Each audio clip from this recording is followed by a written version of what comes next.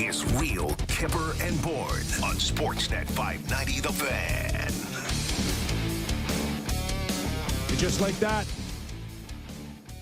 3 p.m. Eastern and 20 seconds. Your 2023 trade deadline or Dudline day Pencils is down, over. everyone. Pencils down. Is over. Now, in all my experience doing many of these, it ain't over till it's through the queue, I think. That's what they say. Oh, yeah. So even though no one from here on in can go to the league and push a trade through, there has been a tendency in the past for trades to wait their turn as long as the paperwork has been done to make it official. And sometimes it's gone well past the hour of 3 p.m. Eastern to officially get a trade call through to the league. Yeah. But judging by the lack of activity, I would say that runway is pretty clear right now. Yeah. There is one little thing that you just mentioned to me before we went on air, and that had to do with ex-Toronto Maple Leaf JVR. Yeah, which, okay, whatever. He may go to Detroit. They may flip him for picks. Someone else held Carolina. He's probably somewhere. I just can't believe the Leafs I can't believe the Leafs first overall pick or first round pick for next year is still their pick. I'm really surprised. That's the one thing right now I thought that was going to be spent on something. So I'm not disappointed. It's been an unbelievable deadline for the Leafs. I do think that how they looked against Edmonton might have rattled them a little bit about like how much they have to figure out and sort out and chemistry. Maybe they were less eager to spend and change. I think as rattled as maybe they were possibly around goaltending, there's just no alternatives out there. There's just no answers to it. And even if they wanted to give up that first round that you just spoke of seconds ago, there's no place to put it. There's nowhere. It's not going to add up. 1 + 1 did not equal 2 in the salary cap era. The math didn't add up. Yeah, I guess not. Again, it's a very good deadline. You're right. If you can know exactly what it wants or what you want, but if it's not available out there, there's nothing you can do to get it. Okay, JVR wasn't traded at all. Is the update? Is that the biggest story of the day, or do we need to break down? Bonino got traded. Curtis Lazar goes to New Jersey for a fourth. Oh, those poor buddies of ours. 7 hours of Curtis Lazar and Zach McEwen. I assume they were breaking down the other trades. I was writing, so I didn't get to see much. Jordan Greenway. It's exciting. 2 goals in the year. Been traded to Buffalo. Jordan Greenway, it's a nice pickup. Buffalo's gigantic. Yeah. What a huge team they are. That is not stopping us from Off the Rails Friday. Boy, we are going to be off the rails. I don't even know if we're on the rails at all. In about 17 minutes, Doug McLean will start us off. And then we go to Paul Bissonnette, who's on the panel for Sportsnet, trade deadline, 7 hours. He'll join us in about 40 minutes. And then in the back hour, pizza delivery man, Colby Armstrong. That's all I saw. Can you imagine you spend your whole career in the NHL and the best you can do on a day like today for Sportsnet is deliver pizzas to the desk? It's game time. Let's get hungry. Derek, that's so good. Really good. What do we need him in here for? If you've got that already, maybe he's going to deliver more. They call me. I show up. I crush an energy drink, and away we go. Maybe if he delivers another Burgers Priest, we'll love him even more. We've said on this show many times we can be bought. Sammy. We can be bought. You at Burgers Priest? What a sandwich they make, really good. I got to be honest, boys. I'm fighting it still. Oh, it's diesel. It's hitting. Oh my god! I got a brick in my stomach right now. It was delicious. I went two or three bites. The last 2 or 3 bites I did not need. No, but I ate them anyway because they're delicious. It's good cold, too, by the way. Yeah, I just kept plowing We through. are glad everybody's aboard to wrap up what has been an incredible week. And let's face it, deadline day was not about 3 p.m. Eastern today. It was about the week. Deadline and week. We're going to spend the next close to 2 hours breaking it all down for you.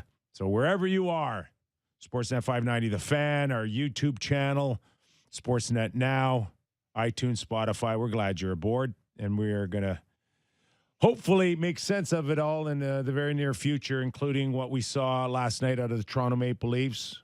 24 hours later, like makeup sex, I guess. Get another crack. And it worked out well for the Toronto Maple Leafs last night. Seemed like an enjoyable experience all around, yeah. You're a little guilty on a few things. Yeah. So the Toronto Maple Leafs. Working his bag off. Oh, God. It's already off the rails. Yeah.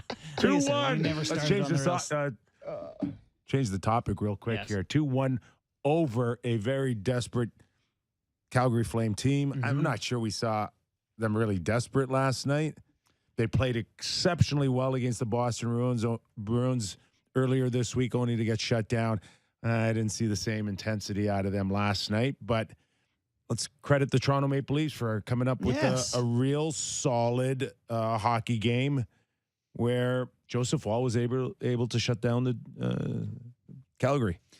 Yeah. You know, I thought a lot of what Sheldon Keefe thought, and we're going to get to his quotes in a little bit here, but that was a different looking Leafs team. We've said it a couple times this season, but I don't know if it was 11-7, like having the lines in a blender the way that they were and the pairs in a blender or what, but they definitely looked like a different team in terms of speed. I don't think faster, but I do think they looked heavier and defensively sound, and it was a bit different looking, certainly different than Edmonton, but just different looking in general. Do you get that vibe at all? I totally got a vibe of this is the way some or most playoff games will and should look like. Mm-hmm. And you can protect a lead without shutting down or, sitting back. Yeah. And I thought it was a very business-like hockey game last night where, again, characteristics of Ryan O'Reilly were there. The characteristics of a Luke Schenn were there, albeit, 10 or 11 minutes out of Luke. Yeah. But certainly felt his presence out there. I just thought it was something that I think Leaf fans can hope get a similar look. Yeah. Albeit you'll see much more intensity out of a game. Yeah. But that's the look of a playoff hockey game. I said to Sammy before the show that, like, if there's any sort of truth to the way they've been trying to rebuild, you can see the team saying, we're not going to lose with, the Sandine, Engvall types anymore. We're going to be a grittier looking, heavier team. It's sure nice, even if that doesn't make them better. It's nice to know that Schenn and McCabe and Achari and Lafferty, and if there's something, there will be a little grab a guy and, like, you're going to get a little bit of get away from our goalie and just some looks we haven't seen from the Leafs. How about Schenn just absolutely burying Huberdeau in front of the net with 15 cross checks for exactly no reason.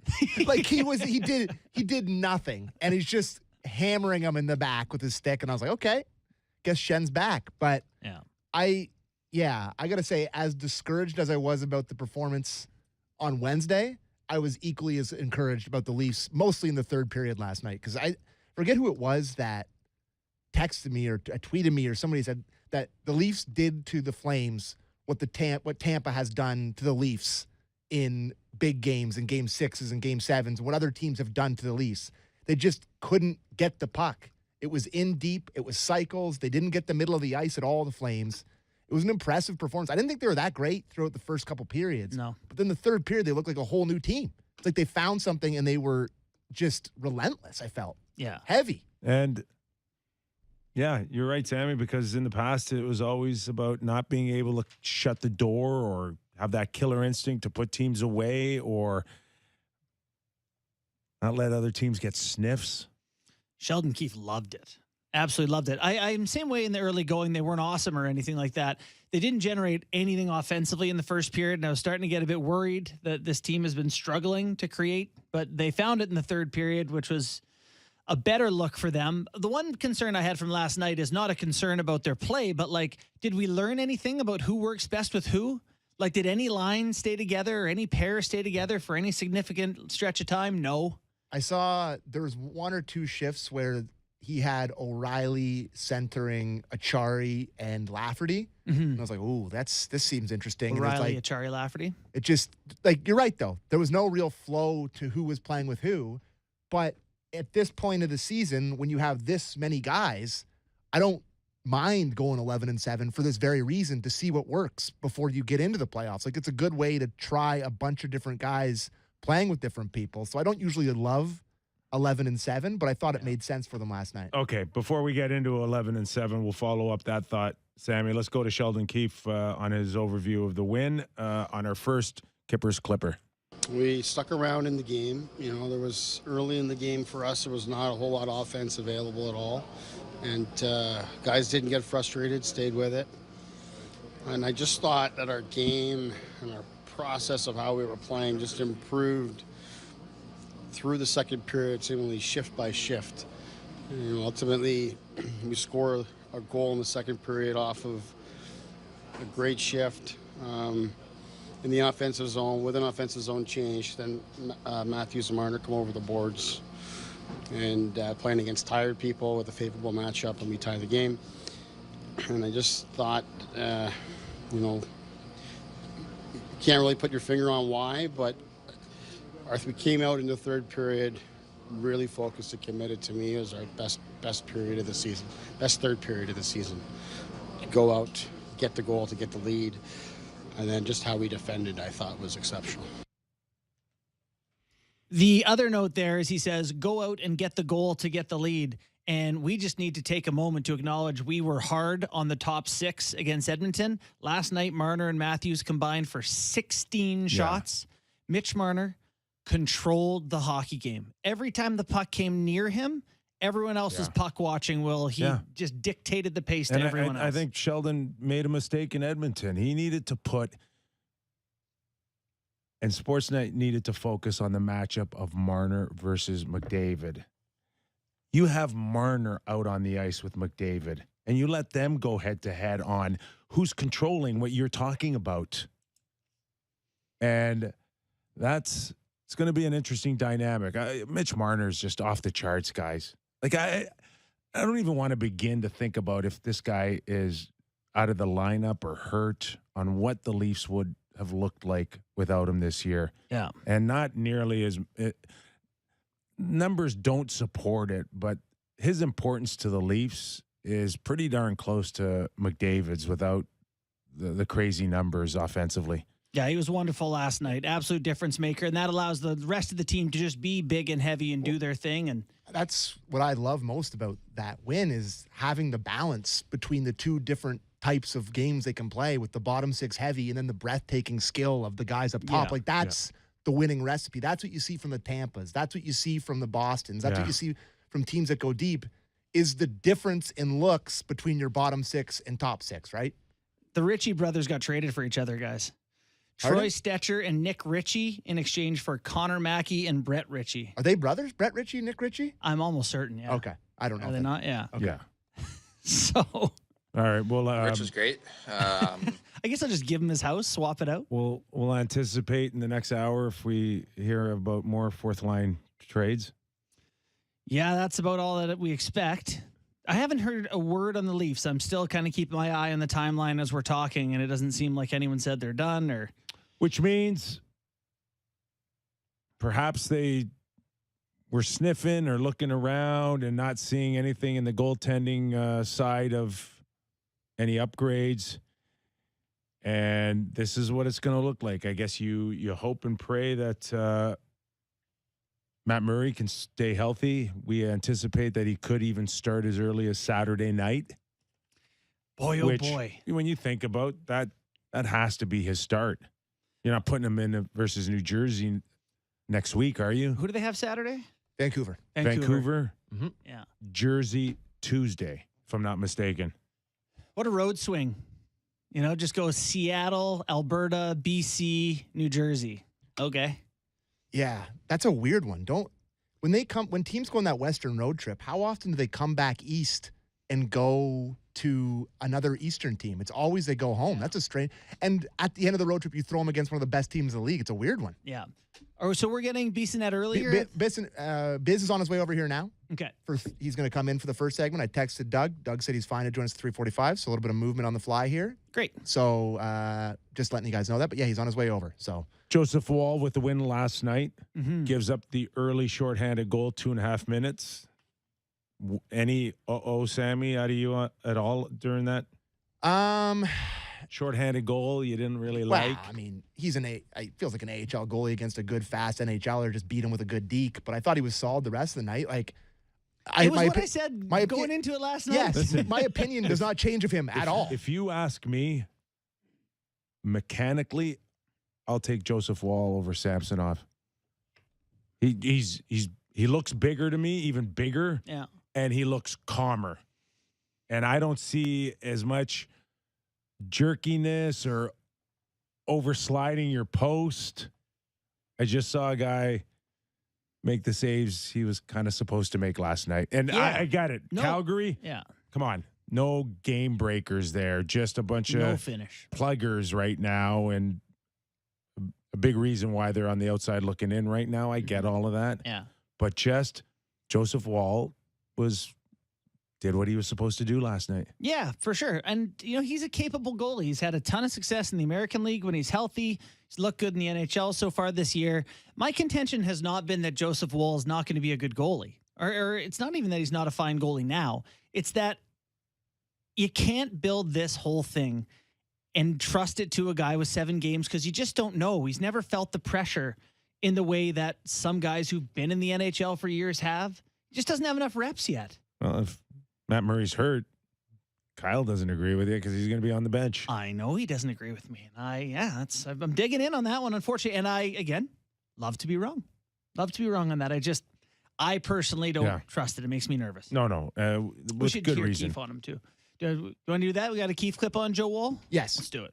Yeah, exactly. Tight game, no margin for error. Has to face a breakaway early, and they score, but didn't phase them the rest of the way. I thought he was excellent, poised, relaxed, got us through some tough times through that second period. I thought the guys took care of him in the third, but he was excellent, and he looked extremely confident in there. It's good. Yeah, the confident is what I would agree with. I thought in the second period he had more than. The rest of the game, they took care of him pretty well, I thought, like he said. But I thought in the second period, there was the most high-danger chances, and he made some pretty good saves. Yeah, he did get scored on a second time. Which was that goal reeked. That was like a wrister from the top of the circle that beat him clean. And it's funny how we just pretend that didn't happen. Yeah, we'll scrub that one. It didn't register, but yes. It was a way offside, so it should not, in the space-time continuum, it should not have existed, but I saw it happen. So Unfortunately, my eyes. Gustafsson as a 7th D, under 10 minutes. Yeah. Horrible first play on the shorthanded goal. Yeah, the pass wasn't helpful, but yeah. You can't let that get. You can't let that get by you. What's up, brother? How are you? Hey, how'd the juggling go for like 9 hours today? Oh, no. You guys went on later than TSN. That's where Sportsnet's gotten really smart there. Yeah. No, it's been an awesome day. The staff's incredible. It's much like TNT where they just take care of you, make the job easy, and you come on, you don't sound like an idiot. Well, maybe in my case, not that. So, no real surprise today. The anticipation that so many big names had been gone. You knew you were all scrambling to find out where Curtis Lazar was going. Yeah. No, that was probably the biggest name on the board today, and he went, and I'm happy for him. That's great. Well, hey, welcome aboard. Nice to finally see you in person. Yeah. And the highlight of the day was being unbuttoned down to your belly button today, or what's the highlight so far? Yeah, well, Leslie and Francis were trying to match me on the buttons. I said, no way it's happening. And then I exposed my chain, which I'm part of the chain gang with the Leafs. I don't know if you guys caught that one on TNT. Because all these young guys for the Leafs, they walk in. They got 3 buttons down. They got 14 chains around their neck. You think they'd be dropping a rap album at some point. So between you and Whit and your whole group down there, no secret how much you love the Leafs. Now, is this something that just came on the last few years? You always been a diehard Leaf fan. Where did this real love fest start? So I was always a Leaf fan growing up. I had a Doug Gilmour jersey, and actually I went to the Penn Center one time randomly, had no idea he had a signing going on. And I'd been, my parents gave me a leather Toronto Maple Leafs hat for Christmas, and I ended up sneaking up to the front of the line, and he signed it. So I've been a pretty hardcore Leafs fan. I remember where I was I think I was in Orangeville actually when the whole Gretzky high stick to Gilmour went down. So yeah, have I been the biggest jock sniffer throughout all the years of playing pro hockey? Well, no, because you got to represent the team that's paying your salary and your mortgage. But it's been happy to jump back on the bandwagon ever since they've gotten the Marner, the Matthews, and been rolling. The boys are all over you though, hey, for the Leafs fandom. Like it's not popular with some of the guys to be rooting for the Leafs. I think it's easy to hate on the most valuable franchise in the NHL. It's like I guess rooting for what, Liverpool, who's like the big soccer team. Sure. Manchester City, who's got the big payroll and the big budget. So I like them. I think that at this point, they have to be at a point where they're hungry, given all the disappointment they've had with this core group. So I'm excited. I think that they made proper adjustments to battle against Tampa's physicality for that first series. I guess you could be a little bit worrisome at moving out some Sandin, a good puck-moving defenseman, but I feel like he wasn't really getting his proper reps here anyway. Yeah. So he gets to move on and go have success elsewhere. And I mean, I'm not saying Luke Schen's the answer, but when you're battling those bottom six for the Tampa Bay Lightning, I think it's a pretty good bottom ad. We got Biz in studio, former NHLer, Spittin' Chicklets podcast. Little tire pump for you. I was down there. I'm off the piss right now, but the little Buddha. Oh, nice. They got the cans down there, so congratulations on all that. You didn't try anything? I'm off the booze right now. Oh, I'm going to go from, we had a pretty... So no more Pink Whitney this month or what? I'm going to go till the end of playoffs because we had a tough rip there with All-Star, the Winter Classic. And, when you're hanging around with the TNT crew, too, you're all of a sudden you get chucking them back. See, that's impressive, though, that you can turn it off. I'm not able to do that. And you're not getting any younger, eh? No. I feel like my anxiety's lower, my sleep's better, my skin's more clear, like all the benefits. Now, I love to hit the sauce. I love boozing with the guys, but I can't really shut it off. It's not hey, let's have a couple. Let's have 25 drinks and then wake up with a tight dome on. I'm watching you're 18 months, 24 months, and it's like you're shot out of a cannon. You're here, you're there, you're in Calgary riding a horse. I mean, the pace has been unbelievable for you. Yeah, I also feel that I did a lot of partying and not a lot, maybe as much hard work during my playing days as I would have liked to. So I just make it up for lost time. But it's been fun. It's you stay moving, you stay busy, and hopefully at a certain point have the liberty to choose to maybe not have to turn it on and work as much. Do you have like a personal assistant? Do you just take pitches? Because it does feel like everywhere. I went to Golf Town the other day. There's a Spittin' Chicklets section. Like is it really? Okay, well the boys are doing a good job then. Whoever we hired to do that. I have a buddy, Jeff Jacobson, who's out of Vancouver, who helps me with all my logistics and decision making.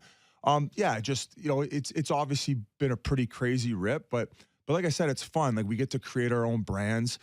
Like that to me was the biggest component, because obviously when we joke around the podcast and we say certain things, it gets maybe not the most politically correct, I guess. And sometimes in today's environment, those things could soon be gone, like the podcast or whatever it is. So when you create your own brands and those dollars are coming in from something that you own, they really don't have a choice to stick around or not. They're kind of family and embedded in the business. I actually did want to say though, I think that like your guys' podcast has represented something that, I don't know, it's kind of been talked out of hockey. Like people love the hitting and the fighting and the partying and the stories and all that, and everything got really politically correct. But you guys drew a huge audience by saying this is what most of the people are still into. Yeah. And I feel like the pendulum's kind of swung back a little bit because of that.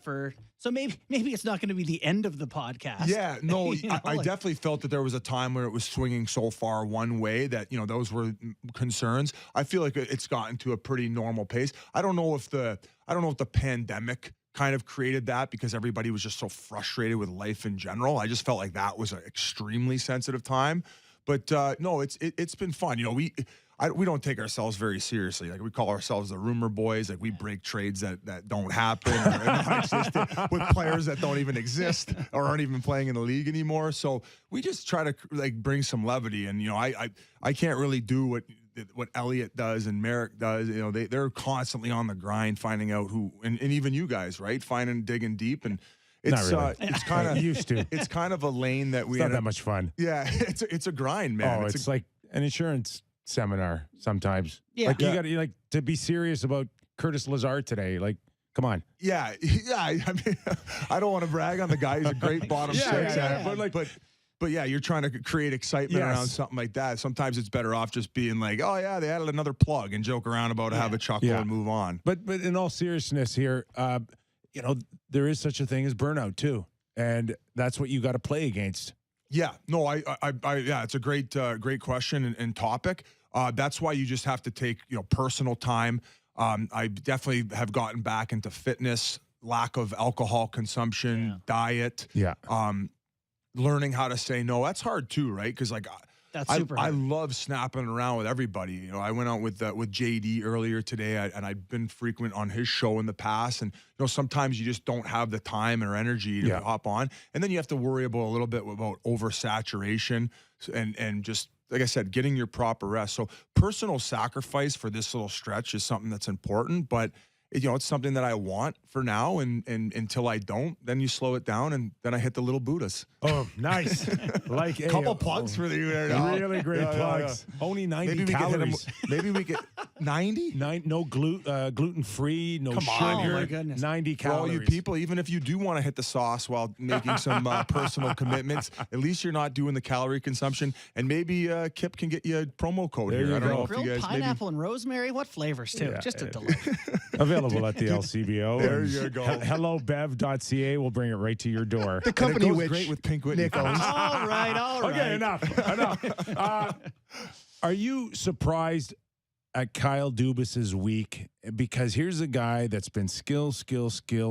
I'll take him at 5'9". I'll take him at 5'11", and then the finding religion moment of grit and toughness. So I guess I would be a little bit concerned about the amount of turnover and change in such a short period of time, especially maybe given the success of the season so far. I can understand the thinking to shift knowing that you're going to be going against Tampa Bay, because I think the last thing, goaltending is a different subject, but the last thing that you would want to happen in that series is the Leafs get bullied around, and then that's the topic of conversation where he didn't address that.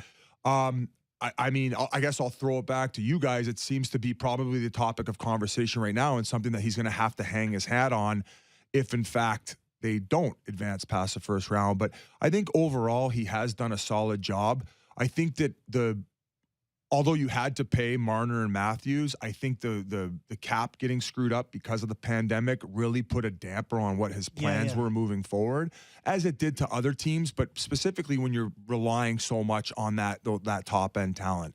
I don't know how often you guys discuss or how much value you put into the leadership that came over when they ended up signing Tavares, because they did sign him to a pretty heavy contract in which, I mean, he's making $11 million. Is that what, a second line center, right? Right. But I do feel that he provides those other intangibles, and these other younger guys needed somebody to learn off of. So now the fact that they got O'Reilly in there, another guy who's been there, done that with that championship experience, I think that it will take not only pressure off JT, but those other guys maybe in those moments in the locker room in the midst of that first series where things do get a little tense, where he's like, hey, we've been here before, boys. We can figure this out, and then lean on him. Yeah. One thing we have talked about with that, and I'd love to get your take on, is just the core itself hasn't been able to move past in the playoffs. And a lot of people have said it's toughness or they don't have that competitiveness. Can you bring that in around the core? The core is still going to play 20 minutes, 22 minutes a night. Yeah. Can you tape it to the outside of the core with Achari and guys like that and have it be enough to drag those main guys through? Or do you have to have that toughness with your core, within? Yeah, I mean, those guys are going to have their work cut out for them. I think they're fortunate in the sense that they're going against a core group that is probably a little bit tired. Tampa's, I mean, it's been 4 years in a row they've been making runs here. And that just wear and tears your body. Going back to Leafs core, every one of those guys is going to have to show up. But in those weak moments, where are those bottom six or other guys going to be able to step up in key moments? I was actually talking to Shannon. He's crazy about that Holmberg guy. He came over. He won a championship. We're big. I love him too. He works, and he's young, and he's got those fresh legs. And then Achari, like who was a guy that game over game, shift over shift throughout the course of a series, who was going to help you wear down the other team. Yeah. And that's a guy where I call him a cigarette machine. He's built like a brick house. And he's 5'10", 210, 215, where he can go around and he can, have that damage. Yeah. So, going back to the core group overall, I think that they're fine leading in. I don't know what they feel pressure-wise because I'm not inside their bodies. I would say in the past, maybe at some points, it seems like it has gotten to Marner. But I hope that all that's in the past and they can get the thing done. Yeah. What do you say to Leaf fans when they watch Boston go get Orlov, then they go get a guy like Hathaway who's can go shoulder to shoulder with anybody on a fourth line? If that's not enough, they go get Bertuzzi. But I also discouraging for Leaf fans. I think you're looking at Mount Everest if you do end up facing off against them. But I think that with the confidence, if they move past the first round and that challenge, hey, it's also not bad being the underdog at some points. All expectations are going to be on Boston. They are in a place in their franchise with that core group where they had to push the chips in the middle. Though I think they have leveraged way more of the future. For this run more so than Toronto. So I don't know how things are going to play out if they do end up meeting Boston. But let's not look past that first round. If Boston has to play the Islanders, yes, I think Boston's an absolute juggernaut, and I'm taking them. Yeah. That's a grind of a series too. So you got to hope that they can take a little bit of wind out of their sails, so Toronto can have at least some help there. Yeah, best case scenario, fingers crossed for people getting injured, not hurt. Just hurt, not injured, just to get through. One of the guys they're counting on now is they have room to bring in Matthew Nyes and say, okay, you're going to be whatever it is, top 6, top 9. I don't know where you see him. What do you think that's going to be like for a kid coming out of college, joining the Leafs, playoff run, sort of the pressure on him? Do you think, is that manageable? I think sometimes being naive and being put in a situation like that is beneficial, where it's just, throw him into the fire and who knows. I think it would clearly help if they had this guy come out of nowhere and end up helping the team offensively. I've been hearing nothing but amazing things about this guy. Not only the fact he could put the puck in the back of the net and make plays, but just his tenaciousness and the way he's able to strip guys and play a 200-foot game and do it that way. So I don't know how much stock I would put into a young guy like that coming in and making a huge impact. But an added bonus like that would be massive. I was trying to think of a time where a team has added a young guy like that. I guess Chris Kreider came in right out of college and was pretty effective. If I'm not mistaken, John LeClaire went to the Montreal Canadiens and had a fairly good impact. So nobody early. in recent 30 memory. years, yeah. I mean, it's just a long time since very Were uncommon. you calling me old? Not you, but it's been a long time since it's happened. I mean, I was going to say, can we get maybe a little bit more of a modern example? You're like, actually, Gordie Howe actually stepped in when he was. You got to give Kyle Dubas a little bit of credit because he's answered at least as best as he could. Top 6, bottom 6, top 4 defensemen.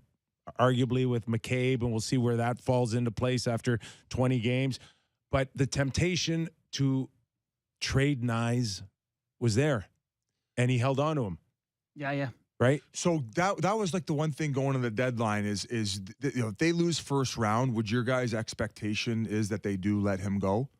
I think most people, I think 80% of Leaf fans would tend to say yes. Yeah, in my personal opinion, I would give him a 1-year extension regardless. Wow. To let him finish off the Matthews and Marner's contracts. Yeah. Right? Why not do that? So I think there's people who would say the opposite and say it hasn't worked with them yet. Let's see someone else try. I'm with you. I think he's scared of what would come next, but I think that it's too many chances to get out of the first round, and someone's got to have to pay for that. And the message is clear when you didn't give him an extension this year. I think it makes you look like you're wishy-washy. You don't know. You didn't want to give him a contract extension, and then you lose in the first round, and then you give him a 1-year extension. Like I think they're going to stay consistent there. I think the message is really clear. Get us out of the first round. We'll talk. It's also If going to not, depend on how they compete against Tampa. If it's a situation like competed last year. They did. They did. So they did compete obviously last year. you had to bring them back and give them one more kick at the can. It just so happens they get to go against that same team again. There you go. Going back to, we did talk about it earlier, you're like trading Sandin in the way that I feel that Toronto creates a lot of its offense is when they do get in the offensive zone and they establish possession, they do a great job of having that 5-man cycle where you see Lindgren. Run the forwards up high. And Lindgren and Sandin are good at understanding when to dip and when to go. Are there maybe issues on the defensive side of the puck that they have? But I guess I'm concerned about maybe that chain of chemistry potentially being broken with all of a sudden you put a McCabe in there and a Luke Shen in there, where I think we can all agree that they don't have the puck skills and the mindset offensively to do what those other guys do. You know, and I think this is fundamentally the difference Dubas has had from a lot of people, where he likes the Sandin and Liljegren types, and watching McCabe, not miss a couple of passes, and it's been early, right? So not going to jump the gun on that, but it is like a philosophical disagreement about how to do it. Have you guys heard this one that and this could be part of the rumor boys. Here this we could go. be the part of the rumor boys. more spit and chickless part of our show right now. The contract stuff with Sandin in the summer, and maybe the lack of reps that he was getting was becoming frustrating, and maybe there was a little bit of negativity coming from his side, and that they wanted to part ways with that before heading into a run. I think so for sure, because he wasn't going to be a happy seventh man. I think Shen played 11 games for Tampa when they won the Cup. He would play with Hedman, then he'd be in the press box. Hedman, press box. Sandin wasn't going to do that happily. It didn't help, first of all, but there was plenty of time to move past that. The problem was between the contract and the other day, Liljegren passed him. That's what happened on the depth chart. And they just didn't see enough improvement on him, and he's had ample opportunity to go to the next level. He didn't, and that's why he's no longer a Toronto Maple Leaf. No. There you have it. There you go, yeah. Well, no, it's information for me because you guys know more about the team, right? And I think that you would probably say they're comparable players. But so you're saying Liljegren probably a little bit better defensively and just more responsible overall structurally? Yep. Sandin just got kind of bullied here and there going back on pucks and stuff. So I was actually going to ask you about that. So you guys on Spit and Chicklets would do, lighter stuff, opinion stuff, whatever. And then you go to TNT and that's a bit more, I don't want to say real analysis. You got to change the switch. But so how has that been for you, kind of digging in more on the... It's a lot of brain deeper. power because I'm not a polished speaker. I talk locker room talk, but people and vulgar. We're vulgar, and that's how I would talk if I was hanging out with my buddies having beers and talking hockey. So throwing it through a double filter sometimes gets very difficult, and also having to on a national stage don't want to be out there spewing maybe the wrong opinion. So it was difficult, but. Liam and those guys are so professional. I got Ace to lean on, who's been doing it for years on the national side. Talk was great. It was such a good mixture, too, of the panel where we had that coach's perspective as well. There's great chemistry there. And then, but Hank show over show has been doing incredible. Yeah. And now he's even starting to chirp me and chirp Ace, and he's really starting to blossom. So it's been a great mix. And then he gives the goalie perspective as well. And with his career, is he already a Hall of Famer? No. He will. I mean, he will be a Hall of Famer. Yeah. And just to add that, what's the word I'm looking for? What's it when you cachet? There you are. Who said that? Cachet, said Sammy in the distance. and the fact that he's been there, Not done that. You that. don't have cachet, but Hank. You say, fucking, geez, I can't say that. You guys got a button there for that? Yeah, you're no. good. Did you save me? No, geez, all right. Well, there's no we have to sell a lot more little Buddha in order to pay for that one. Third plug. Yeah, no, it is. So it's a different dynamic when you get into the role. So Getzlaf comes here today, and he's a former player, and he hasn't done media like you have. What's that like for guys trying to sort of get into it? And you don't want to make people mad when you're a former player because you've got buddies that play. Yeah. Do you still feel like you have to walk the line with guys in terms of being critical of players? Yeah, I think it gets easier when you're talking about younger guys that you have no connection with. Right. I know Dylan Larkin, and I was doing this shtick where I was joking around about, what they should pay him and how I was talking to Stevie Y behind the scenes and helping him through negotiate this contract. So, yeah, I mean, we always try to be fair. unless we're being completely silly and ridiculous, where I think most people pick it up about what we're saying about guys. But we don't want to be. I mean, I was kind of giving it to Kapanen a little bit in the last couple podcasts. Basically, the one who was in Pittsburgh, he was here for a bit, was he not? Yeah, he was. And he'll score you 2-3 goals, have the best night of his life, and then all of a sudden he's on the milk carton for 8 games. Correct. So just maybe a little critical of those guys sometimes. Just one more before we let you go. We got to go to break, but it just seems. Yeah, we are. Oh, nice. At least I look good today. Yeah, you look fantastic. I got the spray tan. Just the a little bit added pressure of just not being a hockey broadcaster anymore. You watch what the things that you guys have done over the years. It's more. You gotta act. You gotta sing now. You and Hank did this act. TSN. I'm watching James Duthie, and they put some it's just not hockey anymore. You guys got to be entertainers. You got to. Are you doing all of this yourself, or is that again your buddy coming back to you and saying, "Let's get creative here"? But I mean, it's a collective effort. The TNT staff, they being an American broadcast, they like to try to attract as many. It up. Yeah, you got to spice it up to attract as many viewers as possible.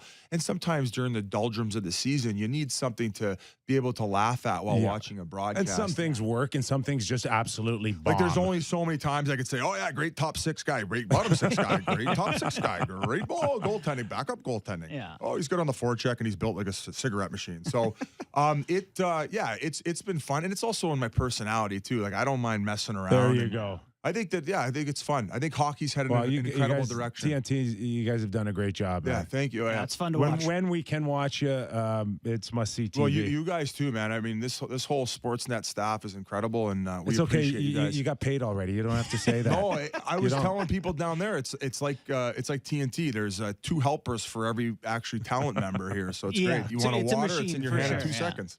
All right, thanks for doing this, Biz. Boys, thank you so much. Thanks. He is Paul Bissonnette, former NHLer and the star of Spittin' Chicklets podcast. Wit's the star. All right, we're going to come back with Doug McLean. Plenty more on Real Kyper and Bourne.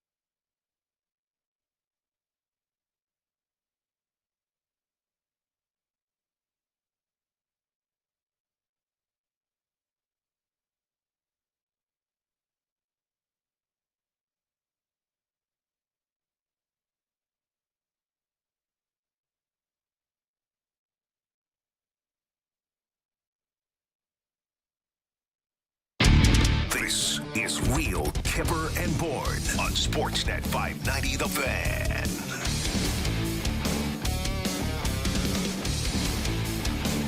I have no idea how we're going to segue from Biz Nasty to Biz McLean. But we're going to try. Different energies, but both valuable and wonderful. Hey. From spitting chiglets to spitting mad. Let's bring in Doug McLean. Hey. How are you? The only time I use an F-bomb is I go 4. That's the only time I use that. Anyway. Hey, boy, oh boy, you just must sit in your $2 million condo in 80-degree weather, really missing. I had a terrible challenge yesterday on the golf course because I'm playing in my first ever golf tournament on Monday at Broken Sound Golf Course in Boca, and I've never played golf in my life without using preferred lies. And they told me in this tournament I can't use preferred lies. So I went yesterday to Delray Dunes and played with my buddy, and I said, remind me, I can't move and tee up the ball. I've got to play it where it lies. Hold on, and tee up? Are you usually teeing up a ball? Well, usually I just puff it up a little bit. No puffing up allowed. I know, so I won't be puffing anymore. And I got this damn tournament, and I'm nervous about it. But anyway, I'll be ready. Okay. I'll be ready. Now, listen, it must be tough today sitting in your $2 million condo in 80-degree weather, just dreaming about being on a trade deadline show, especially on a day like today with so much action. Yeah, I really miss it. You know, it was one of the greatest days of the, and I was a lot like a lot of teams. I would go into trade deadline day trying to dump people and dump salaries and very sensitive of you. Yeah, so I mean that's what I watched mostly happen here in the last week is just the dumping of. I mean, this Arizona thing has got me so, and a little bit of Columbus. It's got me so wound up. I don't get Mac. this. I don't know the exact number, but out of Arizona Coyotes payroll, they must have $30 million of dead money. 31 million. It's humiliating. And I look now, they got they got Keller, they got Schmutz, they got the goaltender, the young goaltender, they got 3 A players on their team. 3 A players. I mean, how long is this going to go on for? I mean, it's hard on the head. Do you think the league wants Bedard there or no? Oh, they are not putting Bedard in a 4,600-seat arena. Are you kidding me? Now, would they love to see him in Chicago? Yes. Would they like to see him in Montreal? Yes. But, this is going to be one of the greatest pinball drafts of all time. I mean, this is going to be unbelievable to watch because, as Scotty Bowman said, somebody said, well, Columbus have a 25% chance of getting him. And Scotty said, they also have a 75% chance of not getting him. Oh, nothing gets by him, eh? Oh, nothing gets by Scotty. So you know what? It's gonna be one of the if Columbus with where they are and Arizona where they are, if they Anaheim, what they've done to that group. I mean, I've watched the guys they've gotten rid of, and I'm thinking guys, it's hard to find players. It's hard to find good players. So now, I mean, if they don't get Bedard, a couple of whoever gets them is going to be thrilled. But what happens if you don't get them? Anyway, I'm blown away watching this. 25% goes to Minnesota for a 4th-round pick, and I'm telling you guys, if you don't, history has shown this, and I've told you this before. If you don't have 10 of your own draft picks on your team, you don't win a Stanley Cup. And that's going back to 1995. 10 draft picks. And they're giving draft picks away like it's candy. It's unbelievable watching it. It really is. And I know I've read this thing, well, only 2% play after pick 24. But you go back and look, since 1995, especially every multiple Stanley Cup winner have had at least 10 draft picks on their team. Wow. And they just, it's unbelievable when I watch it. Well, it is. Sorry, Kip, were you going to say something? Yeah, you want to follow that up? I was just going to follow up on what the Leafs have done. Like, I want to yell Thor so bad right now, but I can't. Okay, I want to pick up with what JB just said. In saying that, Mac, over the past week, 2 weeks, who's the biggest winner that stands out for you? Because we did see teams commit to significant dollars or draft picks to the likes of Boston, Toronto, Islanders with Horvat, Chychrun in Ottawa now. Who's the biggest winner this past couple of weeks? Well, look, I look at Jersey with Timo Meier. To me, he's the best pickup. A playoff-style guy, a heavy player. New Jersey are going to go against the New York Rangers in the first round. One of those two teams are going to be out of the playoffs 10 days into the playoffs. Like, seriously, how bad is that? One of Toronto or Tampa are going to be out 10 days into the playoffs. That, to me, it makes my stomach curl when I think of that. We're losing those good teams. So I love what they did. I love the Bertuzzi pickup. To me, was a real good pickup by Boston. It shows how serious they are. They get Pasternak signed, which takes that off their plate from an issue. Toronto have tried to improve their team, but I mean, I look at Toronto and they pick up McCabe, and they pick up Shen, and they pick up Gustafsson, and I'm thinking, okay, are those not three very, very average defensemen who do not move the puck well out of their own end? And Toronto need puck movers to get it to their great forwards. And I look at those guys. Yeah, they're NHL regulars. That's what they are. No, they're not a 4+ or a 5. They're a 4. They're an NHL regular at best. A Cherry. I love a Cherry, but he's going to go against Belmar in the first round. That's who he's going to be matched up against, who's a beast right now. So, you know what? I love what the big teams did. I do. The Rangers bring in Kane and Tarasenko. I would have brought in one of the two, but not both of them. That makes me a little nervous about their chemistry and their whole situation. The Leafs, I'm a little worried about their chemistry and culture. But I know what Kyle tried to do. He tried to improve his team. So here's the bottom line for me, guys. In this, and I know how you love to talk Toronto because you're a Toronto-centric show. So I know we have to talk the Leafs. But here's the one thing the Leafs have going for them right now going into the playoffs. Vasilevsky is really struggling. If this guy doesn't find his game, the Leafs have a real good chance to beat them in the first round. And Vasilevsky has not been very good. You guys have seen him the same as I've seen him. Pucks are not hitting this guy. Like a great goaltender makes 6 big saves a game and 20 pucks hit him in a game. Vasilevsky was the best goaltender in the league at pucks hitting him. They're not hitting him now. They're squeaking through him. So I'd be worried about Vasilevsky. He has got to, and I love this guy, and you know how good he's been. But he's got to find his game, guys, real fast. Yeah. And, you know, if he doesn't, the Leafs have a chance. Now, there's a good chance he will find his game.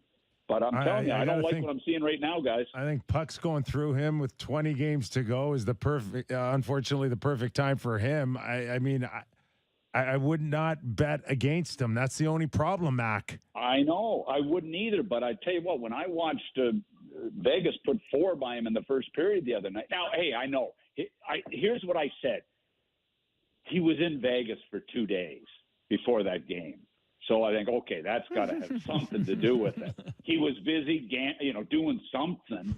And, so maybe that had something to do. But when I watched him put 4 by him, I'm thinking, oh, my God, this guy's got to find his game. So anyway, we'll see. They added a little more heaviness to their game, Tampa's, with the Nashville pickup. So, I mean, it's going to be fun to watch, guys. It's going to be fun to watch, but we're going to lose good teams early, and I don't like it. So the Leafs were aggressive, and a lot of people had concerns about doing too much. But at the same time, they sat on that first-round pick from Boston. we on this show haven't loved the trusted the goaltending situation, not to stop pucks, but to be healthy. Do you think they should have flipped that and done another thing? Are you okay with the goaltending? So, you look at Chychrun, and we've talked Chychrun forever. I'm looking at the three defensemen, there's whatever they brought in, and I'm thinking, okay, could they have not taken those assets and brought in Chychrun? Because he's a real defenseman. He moves the puck out of his own end effectively. He's got a bullet of a shot. He's a big, strong guy, and he's young. He's a future guy for a franchise, and they don't get him.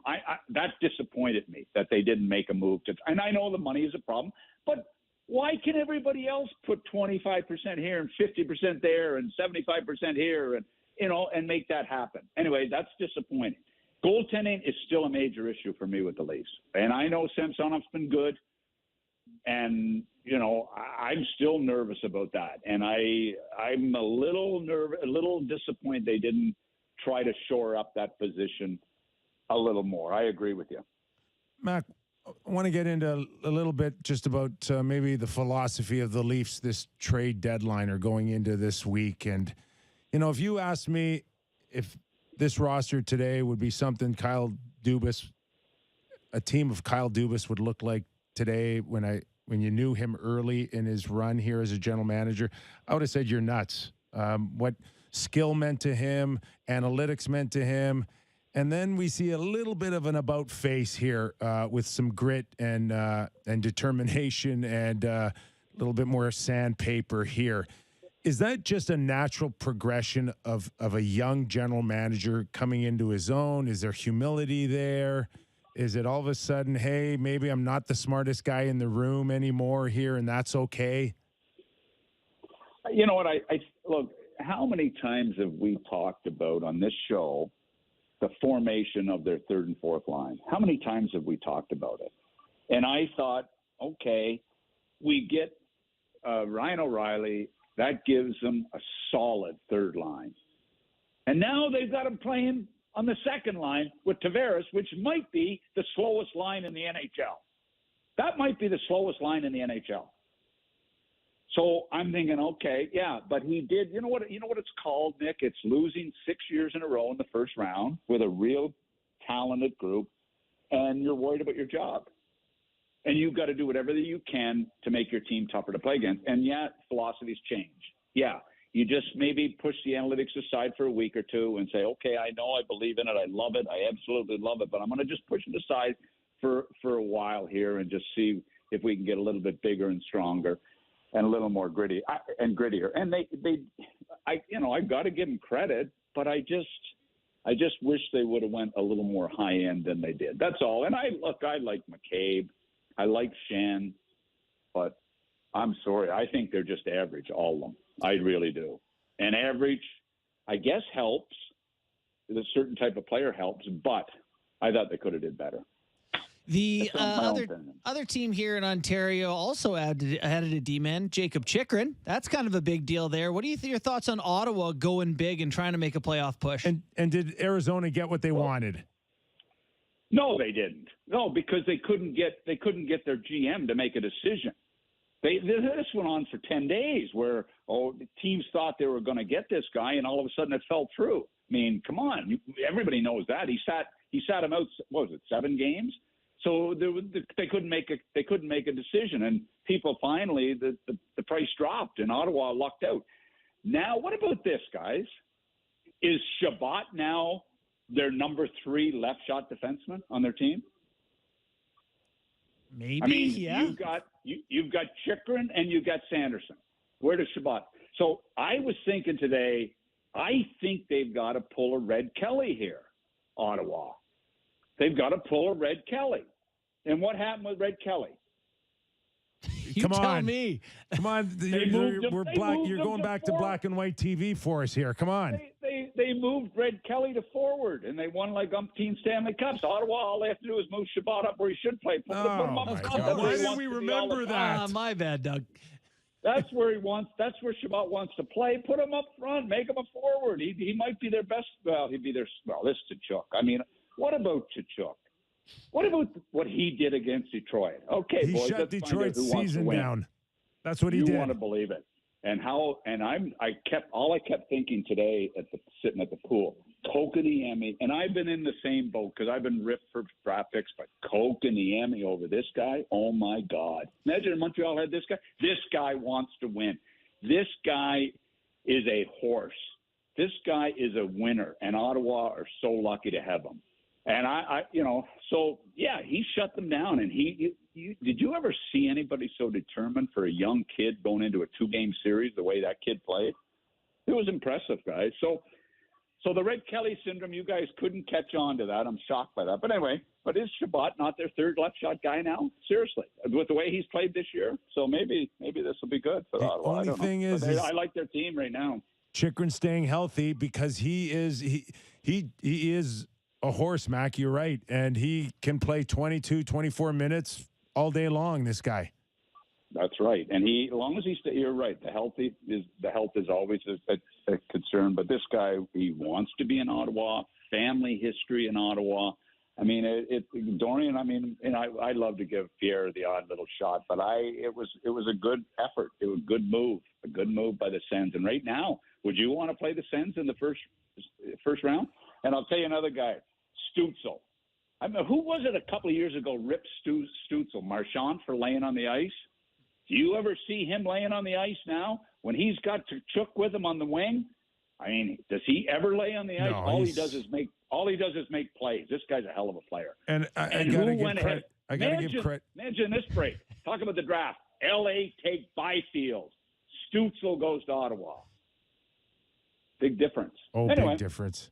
And I got to give your hockey eye some credit here. Derek Brassard, 1,000 games, and the cojones to send a message to his general manager, get us some help. We deserve it. And hey, poof, Chychrun. Yeah, you know what? Everybody, when they talk about my draft, all I ever want to talk about is Zherdev and Brule and Kopitar. They never mention Brassard. I'm so proud of him. He is such a quality kid. He's such a good kid. He's a thoughtful kid, and his teammates love him. That's a good move, bringing him back home this year to Ottawa. And look, I'm just proud of him. I'm just thrilled. 1,000 games played, and he's played hard most nights, and he's a team-first guy. So I was thrilled to see that. Good on Derek Brassard. Doug, there's questions today about the Vancouver Canucks having options to trade JT Miller, but not wanting picks. They want players. Having the option to trade Brock Besser, but not wanting picks. You know, could trade Garland, but they want a player back. They trade for Hronek from Detroit. You know, with draft picks. What are your thoughts on what the Canucks are doing? Did you hear the silence? Yes. Did I just answer your question? I think so. Yes. I don't get it. I mean, they sign Miller and lose Horvat, and then his name's out there. I mean, Besser, the kid that can score. I don't know Brock very well. You know, I know him just a little bit as a player, but he's still a pretty good player. But when you see and I'm right with you. You know, how do you do that trade with Detroit and then not try to get picks? They've got to rebuild. They know that, don't they? They've got to rebuild. And this number one thing to rebuild is with draft picks. Give Pierre Dorian credit, guys. He brought in a ton of draft picks. Now what's he able to do because of all the extra picks he's had? Turns him into Chychrun and DeBrincat. That's right. I mean, you know what? So it's a combination of acquiring picks, using picks to build your franchise for your top players, and also dealing them at the right time to bring in extra additional pieces.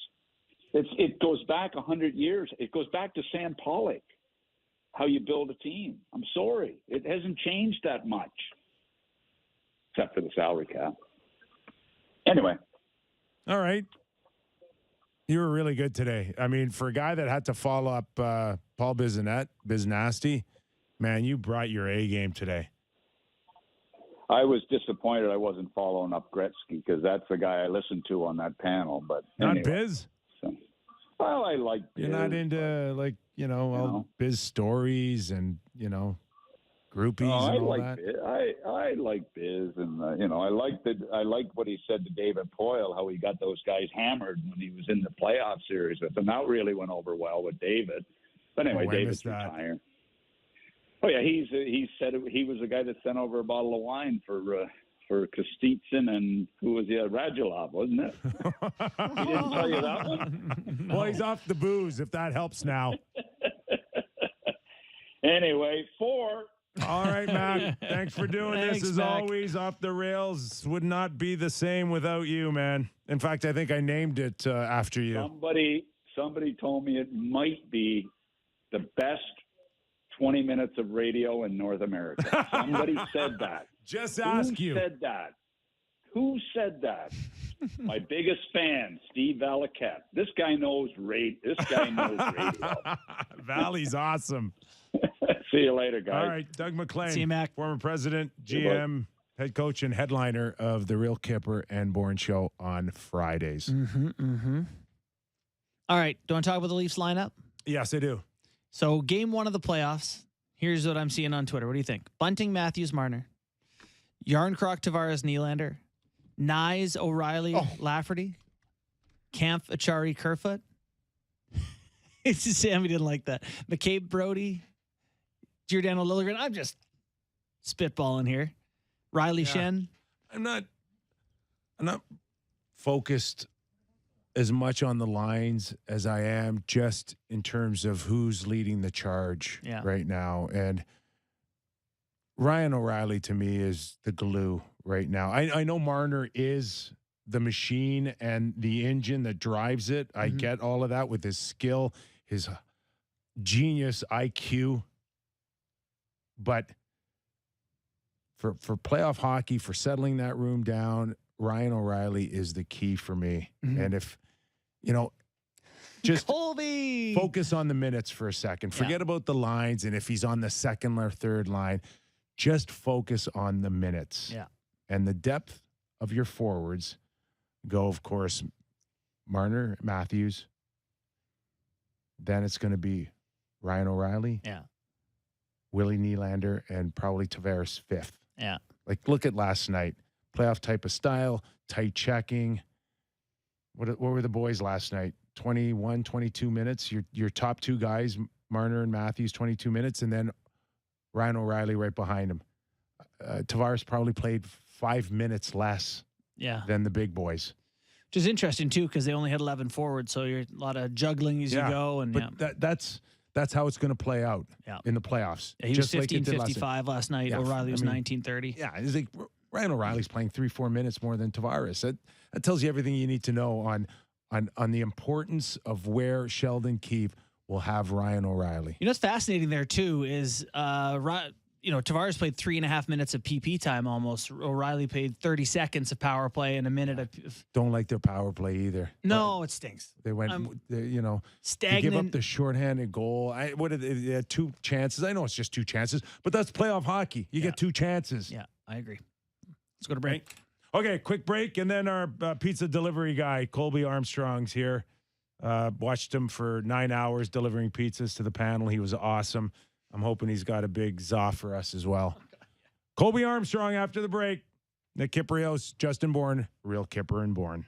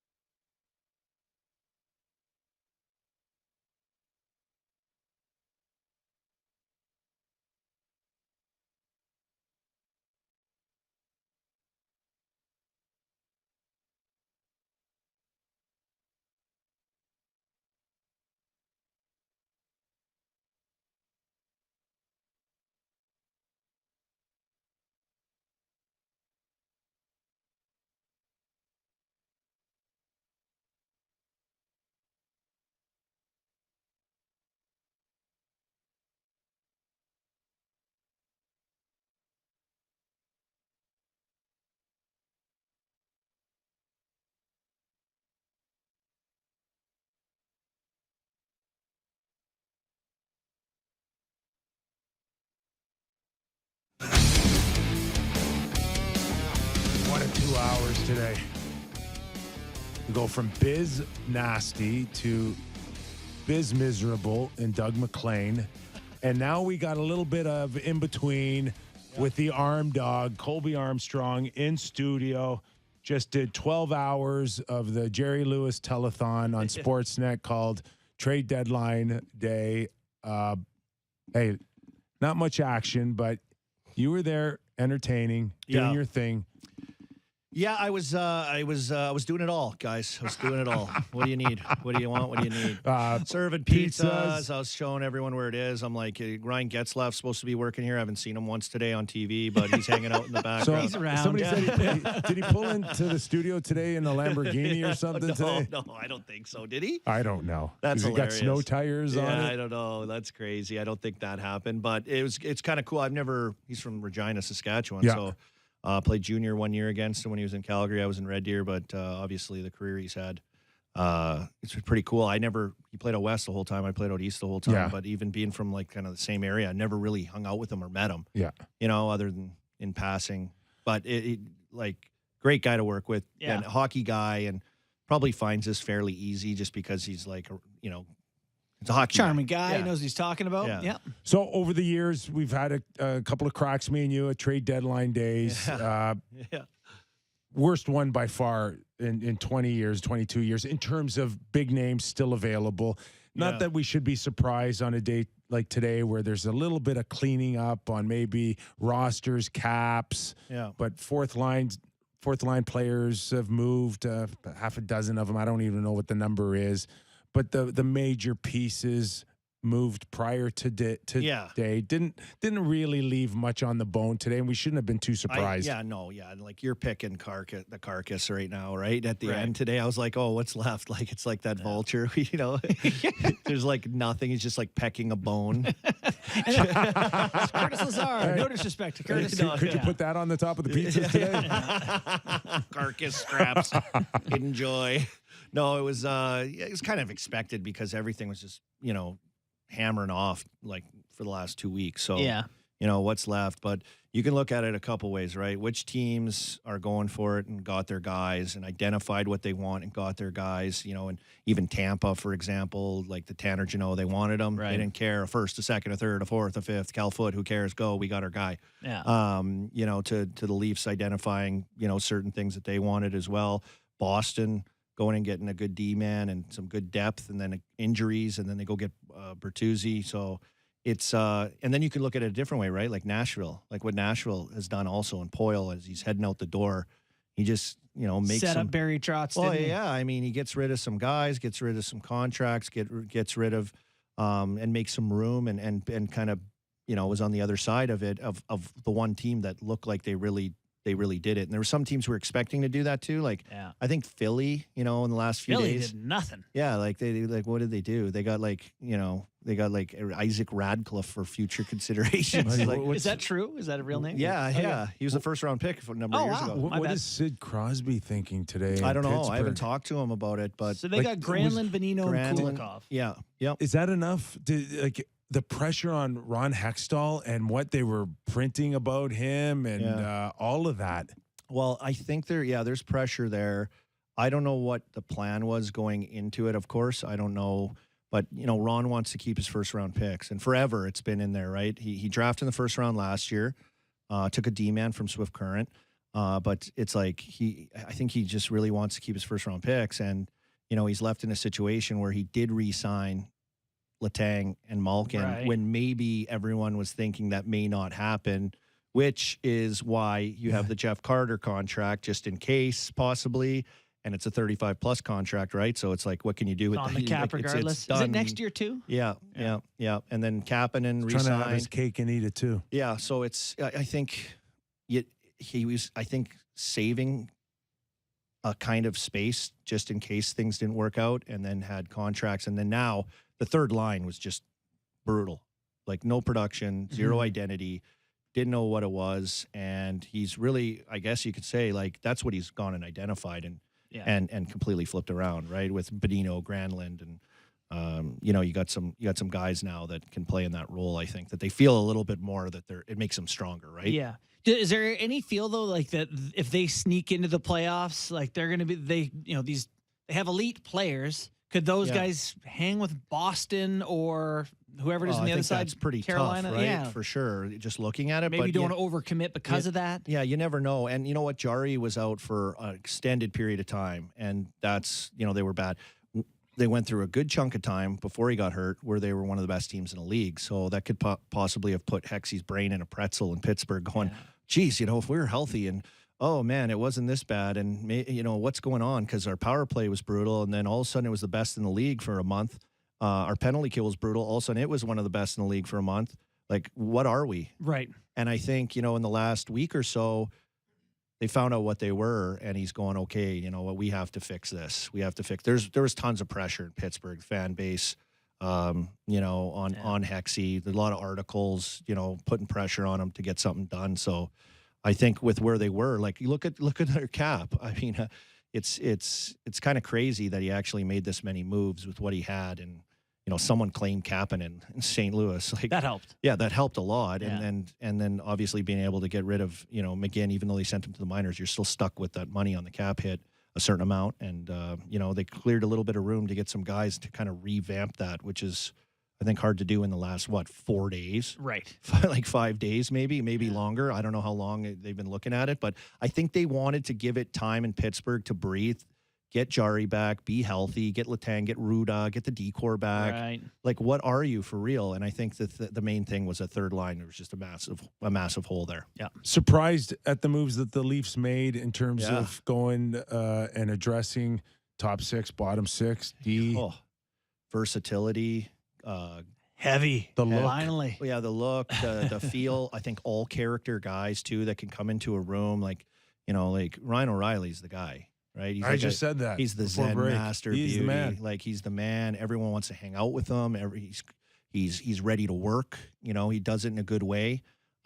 He's still a little bit old school too. Like, I like that no visor guy. I was actually thinking, is he the last guy? I think he is. He might be one of the last. So he must have come in as a rookie. There's a few guys that still don't have it. Is there? Okay. Jordy Ben and Jamie Benn don't have visors. Yeah. Oh yeah. Jamie Ben. There's a couple other ones I'm trying to think of. Jordy Ben still the Leafs' 43rd defenseman. Is he still in the system? What year are we talking? Yeah. That they even had that option? 2005? Yeah, when was that? I don't know. It feels like a long time ago. When did it come in? 11? No, 12. Yeah. After the last lockout, right? Whatever year that was. Yeah. But I like what they did. My only concern is, and I've said this before, is style of play. Leaf style of play. Well, we saw a little bit last night against Calgary, albeit there's no game breaker like McDavid or Draisaitl in Calgary's lineup right now, but they shut it down, and there was a level of playoff style of play I think I saw last night, albeit small sample size. I've been on with you forever, and this is through the years. Obviously, the last few years has been different, but like it's kind of been the same. We've been like, oh my God, what are they like? What are they doing? Like, get the puck in, live to fight another day. Like, figure it out. It's like hang on to the puck, like Engvall. You and I have talked about him, like constantly turning it back and just like, and they play this ticky-tacky 10-foot game all over the ice where it's like, you get into a hard series, you're north-south, you got to bully your way a little bit or hang on or fight. Like, is that going to be able to get done? And then saying that too, I think they got guys that can do that, but like, can they like adjust to, that kind of brand a little bit? That's my stylistic question with the team. Cause I think the guys they got, like I feel the best about like what Dubas did this year with the people, the personnel, the fit, the style, like the character of those guys and how important they are, like individually in certain situational stuff too. Like Achari, like he's a pest out there. I've seen him. I was between the benches in Pittsburgh. He was going after Sid, barking back and forth. He's got no teeth. Like he's around it. He's a guy that can do hard things for you. That they brought in players without teeth. That's good. That's what, yeah, that's good. Yeah. And at least they got 20 games to work on it. The style of play. Yeah. Sort that out as they go a little bit. So they're going to draw Tampa Bay in the first round. If everything goes beautifully, Boston will matter. Do you see any weaknesses? Is there any way through? Like Tampa Bay, I look at their decor and I'm not sure if Bogosian, Perbix, and they got. Is there anywhere that you see that this is going to be a weak spot in any of those teams? I don't know. Like the only thing I look at where it's like, oh boy, is Vasilevsky can just like steal you. Right. He can steal it. Like, and the Leafs don't have that on the other side. Like, no, you know, like it's not close. Were you surprised that they didn't identify that at least a little bit, right? A little bit. I was. Especially knowing that Matt Murray is unreliable. Yeah, and I think, I was watching the game the other day. I don't know. Tell me if I'm wrong. Like 4 minutes left, the Oiler game. McDavid come down the wall, like sniped one far, missed short side, and it seemed to be the goalie seemed to have like get up a little slow. I was like, oh no. Well, that's Joel Wool's team. Yeah, yeah. So it's an area. Did you see that part? I did. I saw it and I was like, oh, is that something? We'll see. And then he finished the game and like nothing. But it's an area that, it's just like, oh, well. It's going to be really frustrating if they have a good team and we have to watch a couple of muffins. Yeah, here and there. You never know, right? You never know. But Vasi's just like such an X factor difference maker comparatively to like anyone. Valakat came on our show and said that Kemper was statistically the worst goalie in playoffs last year. Is it possible to win with that? When you got are you good McCarr enough in front to of you, overcome? though. Yeah. So I like the trades. I like what Dubas did, and the pressure's on, man. And everyone's going, well, no, is the pressure on the player? Like, it's always on the players. You got to perform. You got to get it done. Like, of course. But to put their team in a valuable position, as far as lineup is concerned, like I'm pumped Luke Schen's back here just because, like, I wanted him to come to Pittsburgh personally, just because he has that, old school style shot block, human eraser style. Like he's a beauty. He doled out 10 unnecessary cross checks last night and made Sam happy. Oh yeah, did yeah. Yeah, I love that too. But you remember in Tampa Bay, I think they were in the bubble. They played the Islanders in like the second round. Luke didn't play the first round. He came in for the Islanders series strictly. And what did he do? He went out there every time. Cizikas, Martin, Clutterbuck were on. Schenner came out. And what happened? Martin ran someone. Schenner came over and just like boom. I think he fought him 3 times in that series. Really? Yeah, like it's just like lefty bombs. Yeah. Like Martin's a tough guy, but it's like neutralized. It's done. Don't mess around. Is that Maroon? Is that Perry? Is that Jeannot? Oh boy. Jeannot. Does it matter? I'm scared of Tanner Jeannot, the Ox from Oxbow, Saskatchewan. Like, yeah, come on. Does it matter that he played? Like, those are all his buddies. He won cups with Tampa Bay. Yeah. Is it different when you say no credit cards? Yeah. You don't think so? So I think Fight Your Mother, Brad May. Okay. I think Schenner's here on a mission. Like, I think he wants to come in and win with this team. Because he was drafted here, and I played with him here, and he grew up a block from my house growing up too. So I'm older than him by a mile, but his career was like over. He was in the minors, and like, what's going to happen? And he's kind of, he's got it done. Like he's served a massive purpose and a role, and in the depths of winning teams, and that's valuable. Yeah. Do you see anyone, the Leafs? Anyone else stopping the Boston Bruins? Are they their own enemy in terms of they're only gonna beat themselves from here on in, either through injuries or just lack of confidence or just shutting down at the worst possible time? Like who's stopping the Boston I don't Bruins? know. I can't think of one thing that would. It's like they're on the biggest mission ever. Like their core guys are just dialed. Their depth production dialed. Bobby Orlov. I liked him in Washington. Yeah.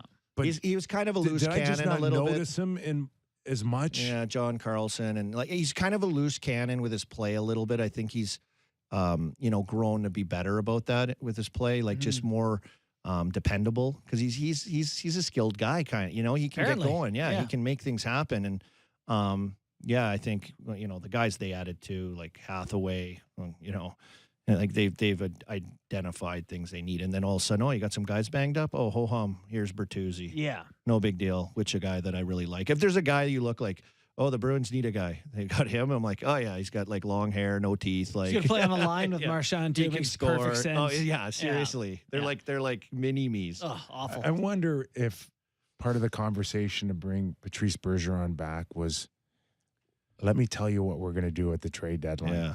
Let me tell you how we're going to do this, because I think it was on them, though, it's right? so beyond anything I ever expected out of the Boston Bruins. When we Krejci's were talking playing. I about had them missing playoffs this year. I thought they were old. Yeah, Krejci's gone. He comes back. Like, okay, he's older, though, right? Yeah, I could see that. Like, what kind of stuff? And then, they came in just like they were on a mission. I know. Like, what's going on in there right now? Like, who are they playing for? Everything's going right. Is it for Bergeron? Is this like a hit? Like, is this? It's the last run, and The this is tour? everything's on it for them, and they love him that much that he's like corralled these guys, because it is it's something else to watch what they're doing. And I'll say anyone can stop them. I'm not gonna. Okay, the East, whatever. Like Colorado for me, I watch them like McCarr gone, Landeskog hurt. Like doesn't matter. Like you see the pace they play with, you know how fast they are. Yeah. Like it's funny when you win and you realize how good you are too. How like different you play. Yeah. Like there's like a new identified level that you can get to, and they're on fire. Yeah. If they I'm get healthy for playoffs, it's scary. Right. beginning of the week too, we called Lars Eller to Colorado, and Did you? Yeah. And he is. we're really good at what we do. Yeah, we're really good. He is like sneaky tough too. Yeah, well, I played with him in Montreal. He's my centerman for a bit. Just like good 200-foot guy. Heavy too. Heavy, yeah, like he got swagger. Like he's quiet, but he's got swagger. Like he knows his job. Big, like he's like a new age kind of power forward. He's really strong, can blow through gaps, like guys on him.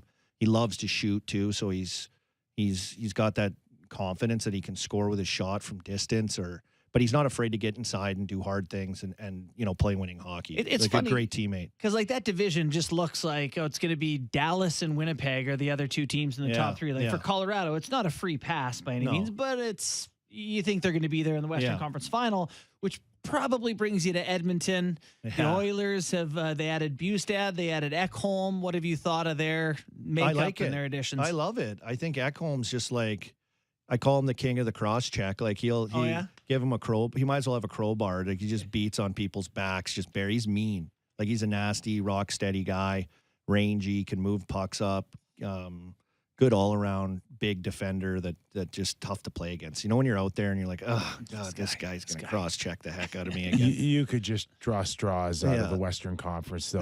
When you look and when you try to handicap anything. For the longest time, Kippy, I loved Winnipeg. I was like, who's going to beat Winnipeg? Every guy is 6'5". They're physical. I had them done in September. Really? Yeah, I did. They came into Pittsburgh a month ago, and they just destroyed them. Destroyed them after they played in Columbus the night before, weren't happy with their game, came in and just like, I was like, oh my, because I was between the benches that game too. I was like, oh my God. Like that's the biggest team I've ever seen. They're physical. They're like right up on you. There's no time and space. Like they can move pucks. They're any D, never mind Morrissey, who everyone was talking about. Every D was active and like confident. I was but they're not a big D. They're not a big D. They're not like a huge all D. up front forwards, the Lowrys. Yeah, Perfetti is like their smallest guy. Yeah. Everyone else is 6'4". But and it's then like 5'11". The Morrisseys. Yeah. Stenlund, Lowry, Wheeler, Logan right. Stanley. Yeah. I mean, Dylan's big on the back end.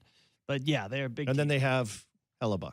Right. He's okay too. So what's this league? I kind of look at it. I'm like, what's this league? It's like special teams, goaltending. Yeah. And like, where else are we going to go with this? Like, well, the Leafs haven't got good players. Yeah. Star factor. And seat fillers. Yeah. Star factor. And then those roles. Yes. And then goaltending. It's like a major, like you have a chance if you have those goalies, Yeah. And the Leafs in playoffs have not gotten through, and their power play has really struggled, and they haven't out goaltended the other team. Yeah. The power play is interesting for the Leafs. We talked about it. You didn't like it last night. No. I haven't liked it for a bit. It's kind of stagnant. What do you do? Let them down the last 3 or 4 years.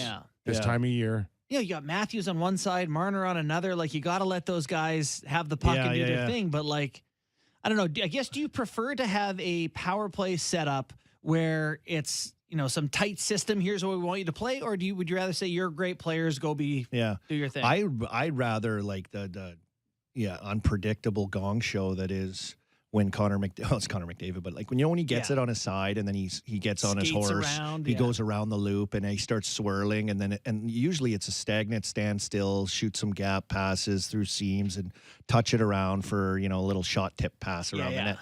Like I like when it's like so unpredictable. It's like boom, boom, boom, boom, boom. I think that's like just wild. Yeah. And as a killer, really tough to defend because you don't know, they're throwing 7 different kinds of smoke at you and you're just trying to survive.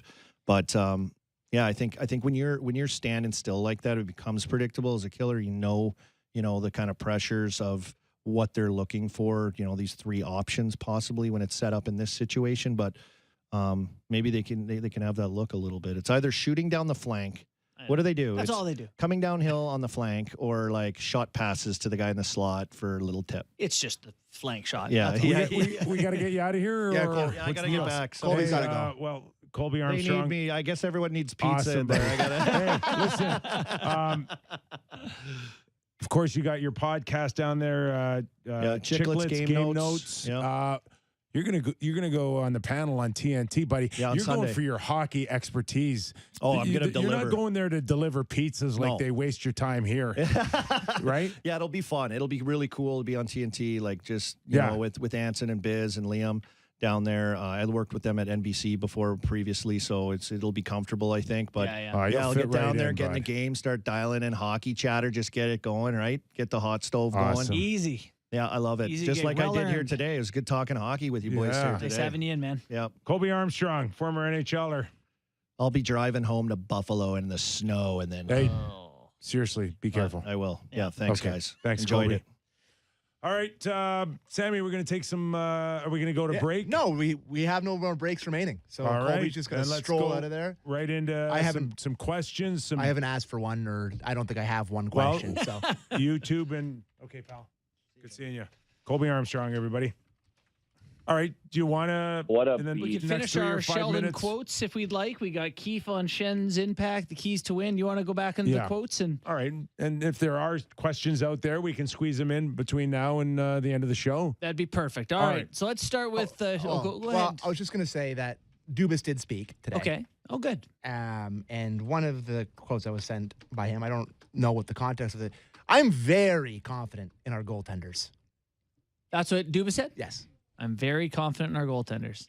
Very One of confident. them hasn't played You since expected anything January different? because in warm-up he rolled an ankle. Right. What would you expect him to say? I tried. I looked. I'm sorry. No, you're right. There was nothing out there. This is the best we got. We got to just keep our fingers crossed. If he said anything other than that, I would kill him. Exactly. I would bury him. We would bury him. So don't roll your eyes when you hear that. Yeah, that's all you can say. Give him credit. He also said that he's open to trading Boston's first round pick at the draft. So that's, I guess, somewhat newsworthy. I can very surprised. Did he say if I've Doesn't help me. got a new contract? I guess that's true. That's a great point. Yeah. Did he say if I'm still around? No, I he could didn't. move that Yeah. pick. No, he didn't say that. I'm open to trading for Boston's draft pick when I'm somewhere else. When Dubas made the I'm Rasmus, very confident in. Ooh, What's nice. that? We had a half Dubas quote. I thought it was the live one, but I don't think so. when Dubas, I'm very confident in our goaltenders. Nice. All right. Okay, there we go. Okay. That one's going in the library. oh my God, yeah, that's when Dubas made the Rasmus Sandin trade with Washington for a first rounder. He had the choice of another draft pick or Eric Gustafson, and he chose the depth at the power play quarterback. But I watched him last night on that shorthanded goal. I played with enough guys that already are in their mind have got the puck. Yeah. And they're thinking about the play Oh, yeah. or the shot they're going to get off. Except they forget about the part of getting the puck. Yeah, you got to catch the Right? ball before And the he- touchdown doesn't count. You know, power play, yes, I get it.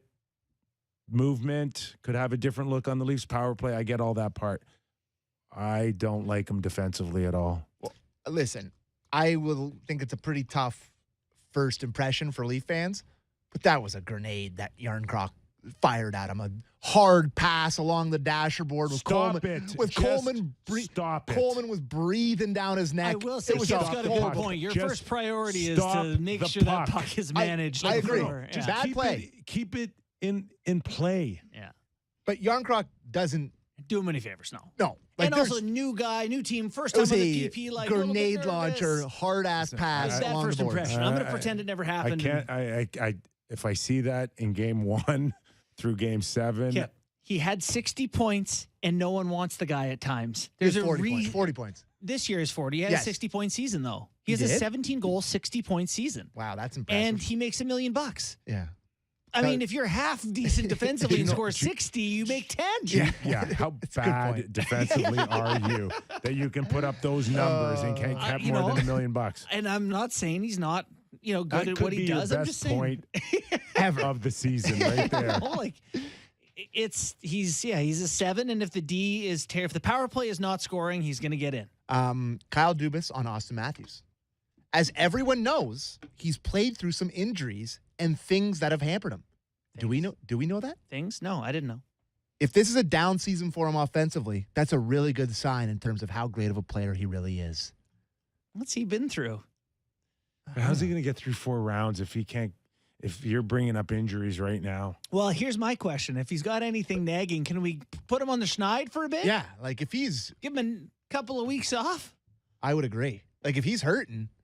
Show me Bobby McMahon. I think in all honesty, I mean, good on him, trying to protect him.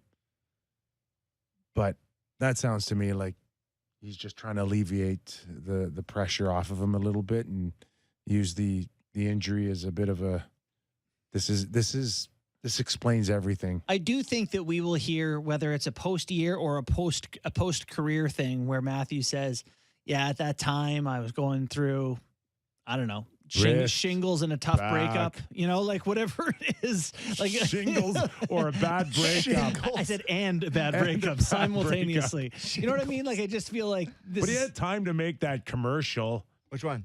The bank. There's a Kim's bank killing commercial. him for this commercial. I thought it was kind of funny. He's playing a.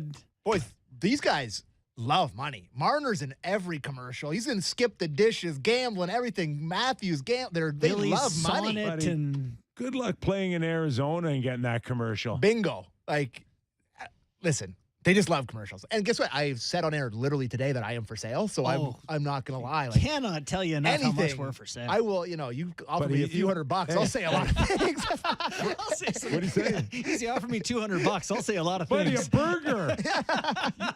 a hamburger you would do anything for. I was telling Sammy that I asked Sportsnet if I could tweet out for this company that was going to sell me some, give me some underwear or whatever. And they were like, well, just make sure you're getting enough value to justify the tweet. And I was like, burger, buddy, I'm for sale.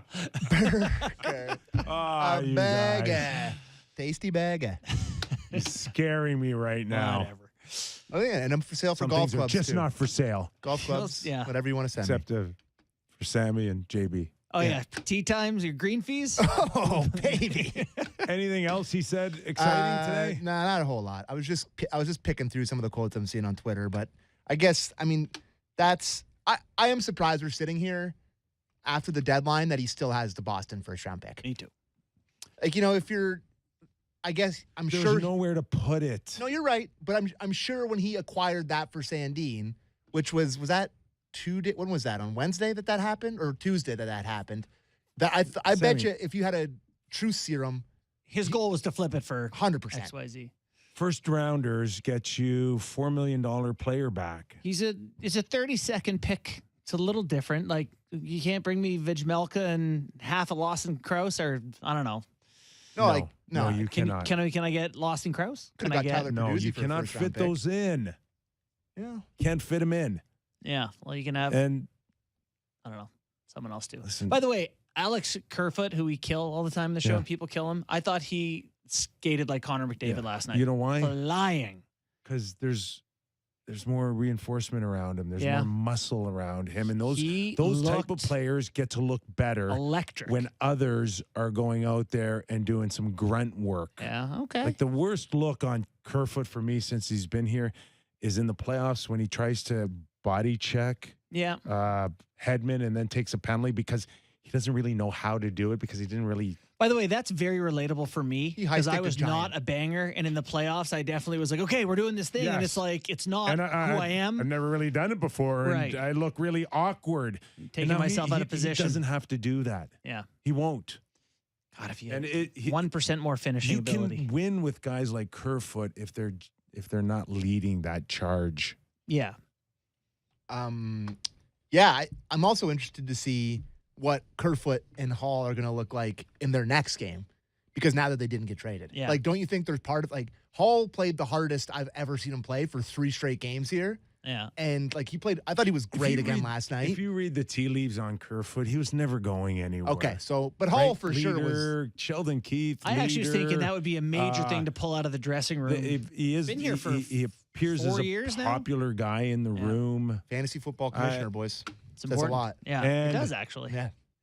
The other thing too, there's just that little slice of, I think Sheldon saying that, if I would have got rid of him, it would have just been ample proof that I really screwed up the Kadri trade. Yeah, Right. that could be part of it. And I think, like, to the chemistry point of it, you have to, like, you changed out 30% of this team. You have to have some holdover and consistency. I was actually thinking that this season, one of the great advantages the Leafs had that other teams didn't have is continuity. Like, they kept their team together. They changed Mikheyev and whatever for, the same guys. Like, they had the same team in the same direction. And I think that helped them get a lot of wins while teams sort out their whatever. And now they're the team that's been massively disrupted. And it's going to take a little bit of time. But you're right. I'm sure they were wondering, do we want to do 2 or 3? Do we want to do more bodies? It's a lot. I did want to do a first impression of Sam Lafferty. Any thoughts on him so far? We haven't talked about him at all. I think he is exactly what we thought he would be. Yeah. An energy guy that gets his nose dirty, can get in on a forecheck. Yeah. I don't know. And listen, I've kind of got a little bit of experience of having success on a very bad team. I scored 17 goals in Hartford. I got more ice time. Yeah. I go to the Rangers, less ice time, numbers down. But this is Lafferty now on a deep team. This is not the Chicago Blackhawks here. Yeah. Yeah, I wouldn't expect any offense. I did want to say that I really like the look of him as like a skater, forechecker. Yeah. A lot of good things. I think he has panic hands. Like when you said that Yeah. last night after the play, I'm like, yeah, there's already been a couple moments where he's too quick. Really calm with it thinking for, of it, yeah. to calm down a little bit. But, that could be new guy too. But, yeah, just my first impression. McCabe better cement last hands. You're calling. You said he's got cement hands. night? McCabe better last night? Yes. Really liked McCabe last night. Yeah. I got to say, watching him play last night versus the first night where, like we talked about, he was trying to kill everyone. He was juiced up. Last night was an encouraging night for me. With McCabe. He is aggressive in the neutral zone, guys. He is. He's more up ice than I expected. Every chance he gets to step up early, he does. And he is way more offensively inclined than I thought he was going to be. Well, he had that great shorthanded chance that Markstrom got a piece of, and then Kerfoot shot into the 23rd row. Albeit it was tipped. Oh my God. He feels like a guy that's going to have a monster momentum swinging hit at some point in a big game. Like that poor Peltier last night, when Peltier was coming into the zone and he had Tavares on his hip, and he saw McCabe at the last second and he pulled the shoot, but it was close. Like, he's going to get somebody. Yeah. Yeah, no, that's good. Encouraging Has on he that had front. decent numbers ever anywhere? McCabe? Yeah. That's a good question. Like, offensively? Yeah, offensively. I don't know. I think he's probably had 100 points in his career over 500 games. But I'm pulling it up right now. Okay. He has had 119 points in 485 games, 24 goals. His biggest year was in Buffalo. No, it was in Chicago in 2021, 2022, when he had 33 points and he was a minus 27. Well, probably minuses don't count on those Buffalo he teams. had 22 points. Sorry, my bad. Probably stepped up a little bit too many times. Yeah, I would say so. But yeah, he's got a couple of years with 20 assists there, 18 assists. To me, they didn't get any faster. Let's put it that way. Outside of Lafferty, Lafferty skates well. They McCabe didn't skates get well. faster. No, definitely not. Obviously, O'Reilly's not lightning fast, and Shannon is not fleet of foot. I am worried about the O'Reilly pace a little bit. Yeah, there's moments where he looks really slow. I think it's a style thing. I can't tell if he's actually slow or if it's stylistically just ugly. Who's that? O'Reilly. But yeah, But yeah, He's I don't not a think pretty skater. it's not a slow team, but it's certainly not a fast team. You know, like Lafferty was important in terms of the forecheck and having another guy that can get in there. Kerfoot skates well. Just top 40. Just to touch on Kyle Dubas and when he first broke in, how important was how fast they were, the transition, the puck possession, and man, they're not considered a fast team today. No. And I think, he probably would hold by a lot of those convictions, but he would be like, I found the things that other people wanted, but also in guys I wanted. But he's made some concessions about what he thinks is going to win. Couple housekeeping notes before we go away here. We got a contest next week. It's the, remember we had it last year, the rivalry train, Molson Canadian? Yeah. So they want to give you and a friend a chance to take the Molson Canadian rivalry train to see the Leafs take on the Sens in Ottawa on April 1st. That'd be maybe a big game for the Sens now. It includes food, beverage, an overnight stay in Ottawa. And you have to tune into our show next week for all the details. And obviously you got to be 19 years old so you can drink the beer that they're going to give you. But yeah, so a big contest for us next week. Wow. Are we eligible to win? No, but I would love to win. I really would. And that, I mean, we can put a fake name in for you. Or, you could just maybe buy me some tickets, Skipper, or something. Here's a set in Ottawa. What are tickets in Ottawa cost? I wouldn't even know. Probably not a whole lot. Probably a lot more now this week than 2 weeks ago. Well, yeah, and that's the thing. That game now for Ottawa, that's probably going to be a huge game for them. Oh, that's a massive night. You kidding me? And the Leafs are going to be battling with Tampa to keep ahead of them for home ice advantage. So it's going to be really, exciting. So that's a good contest. So stay tuned next week. And another housekeeping thing. Just wanted to apologize to our listeners for Biz and his swear. Oh, did you? He just wanted to make sure I apologize to our listeners. Okay. Can you imagine if he was on like every week, how many times you would have to apologize? But the guy, he was on TV literally all day, and then he comes in here and drops an F. You just make people feel too comfortable, boys. Well, it's our show. I know. You forget you're on the air. I know. Last year, Iafredi dropped the hardest F in sports radio history. But usually people get 3/4 of the way through the word and catch it. He was just like 100%. all the way down. Hard K. So those are my two. Those are my two. Supposed to have us on a delay or something. But we're good most days. We're in studio. It doesn't matter for YouTube. Yeah. Can't protect the YouTubers. Derek cashed in his extra rewards for $25. Oh my God. At Esso. I was actually thinking of doing those crappy commercials for like the pay apps, like start doing my hat one way. Like, I don't pay for gas anymore since I downloaded this app. No way, man. You for real? Serious? And David Sisboom Baugh is like $10 in. I'm not paying you two guys, by the way.